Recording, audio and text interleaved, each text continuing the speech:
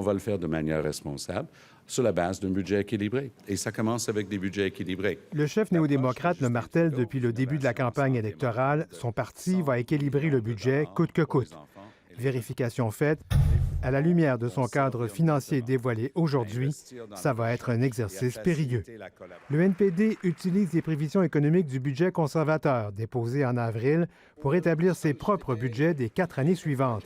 Des prévisions trop optimistes de l'avis du directeur parlementaire du budget, des grandes banques canadiennes et de l'OCDE, qui ont revu à la baisse les prévisions de croissance économique. Les grandes banques canadiennes ont dressé un tableau encore plus sombre avec un taux de croissance d'au moins un demi-point plus faible que prévu. Chaque point de moins représente une baisse de 4 milliards de dollars en revenus pour le gouvernement fédéral. Dans le dernier budget conservateur, on prévoyait aussi un baril de pétrole à 67 dollars en 2016. Les experts parlent maintenant d'un prix sous les 50 dollars. Ces deux incohérences priveront les coffres de l'État de plusieurs milliards de dollars par année.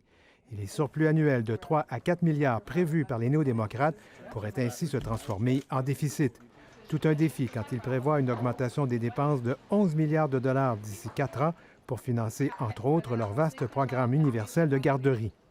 Le NPD compte aussi sur une hausse de 2 points de pourcentage de l'impôt des sociétés pour augmenter ses revenus de plus de 3,5 milliards de dollars. Or, certains économistes disent que cette mesure pourrait entraîner la perte de 150 000 emplois.